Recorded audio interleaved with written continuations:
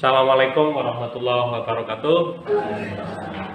Pagi hari ini Bapak Ibu diberi kesehatan sehingga dapat menghadiri undangan dari SMP 7. Bapak Ibu yang diundang di sini itu yang putra-putrinya besok hari Senin dan Selasa menjadi wakil SMP 7 akan mengikuti gladi bersih AKM.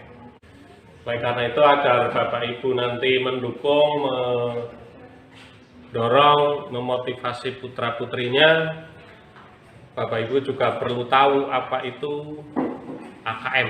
Ya, karena ini merupakan kebijakan baru dari pemerintah pusat, baru pertama kali akan dilaksanakan.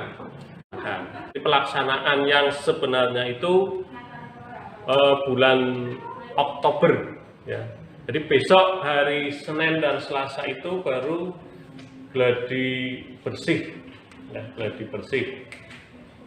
Nah, karena ini kebijakan yang baru, maka Bapak Ibu perlu tahu, ya, mungkin sudah dengar dari berita-berita di televisi, di media sosial. Nah, hari ini sekilas saja, karena tidak mungkin lengkap banget, ya. Yang penting Bapak Ibu ada gambaran. Jadi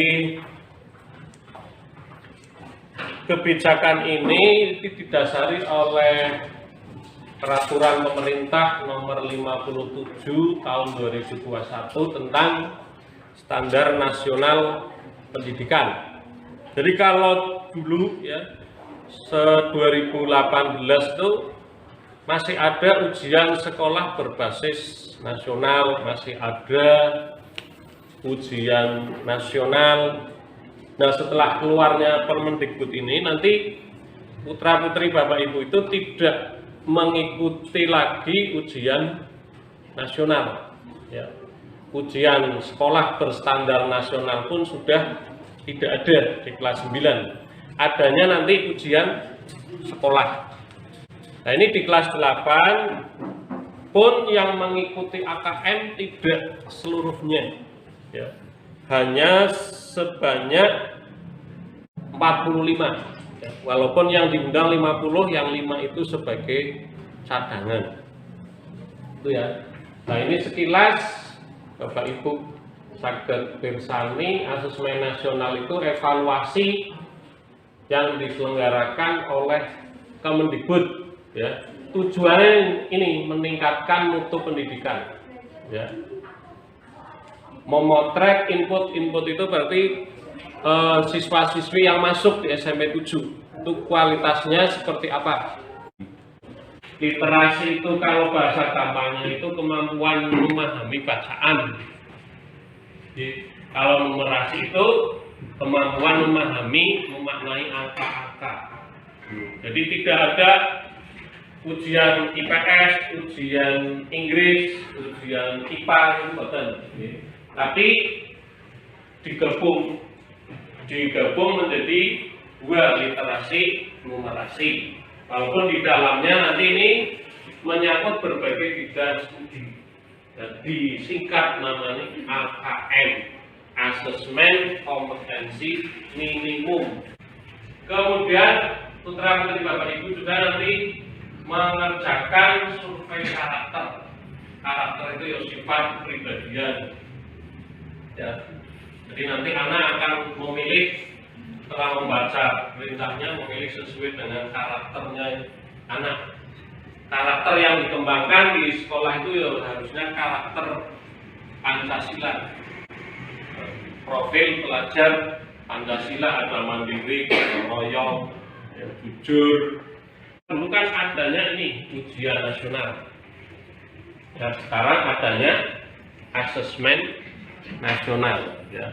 Jadi boleh dibilang bahwa asesmen nasional ini merupakan perubahan atau ganti dari ujian nasional, tapi tujuannya sangat berbeda.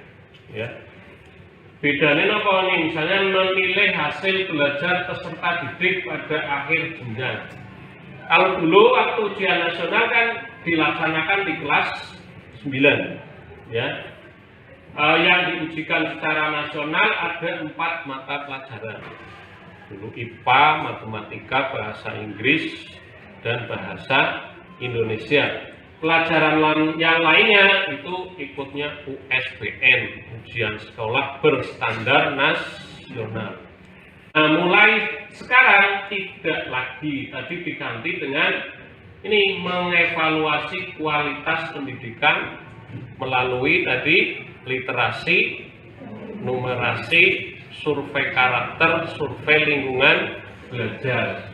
Dan yang mengerjakan tidak kelas 9 tapi kelas 8. Itu pun tidak semua siswa, hanya satu sekolah diacak oleh pemerintah pusat sebanyak 50 siswa. Ya, ini bedanya. Nah, kenapa di kelas 8? Karena nanti kalau hasilnya itu pembelajaran di sekolah itu masih kurang, masih tidak baik, nanti anak punya kesempatan di kelas 9, Bapak Ibu guru akan mengajarnya lebih baik. Jadi perbedaannya itu antara ujian nasional dan asesmen nasional. Ya, jadi Bapak Ibu tidak punya beban yang berat seperti dulu UN, hasilnya untuk individu untuk daftar sekolah, enggak. Ya. Cuma sekolah nanti minta tolong ke Bapak Ibu untuk putra-putrinya yang sudah ditunjuk itu mohon mempersiapkan diri baca-baca buku yang sudah diberikan oleh sekolah tentang AKM. Ya, sehingga nanti potretnya SMP 7 tidak jelek-jelek amat. Ya. Kan sekolah ini milik Bapak Ibu juga. Ya. Nah, ini hal-hal penting yang harus Bapak Ibu pahami. Jadi ini putra-putri Bapak Ibu terpilih secara acak. Jadi tidak melihat nilai rapotnya, tidak melihat ekonominya, tidak tahu. Pokoknya dari pemerintah pusat munculnya putra-putrinya Bapak Ibu gitu. Nah, pelaksanaannya besok harus mengikuti protokol kesehatan. Kalau Bapak Ibu bisa mengantar, ya diantar. Karena kalau di protokol kesehatan itu tidak boleh naik call umum. Ya. Tolong dibelikan masker, kemudian sudah sarapan dari rumah, membawa bekal, boleh membawa minum sendiri, karena harus mengedepankan protokol kesehatan. SMP 7 sangat berharap dukungan dari Bapak Ibu semua, sehingga nanti potret pembelajaran di SMP 7 tidak yang paling bawah, karena SMP 7 ya termasuknya animonya masih besar. Ini mohon dukungan dari Bapak Ibu.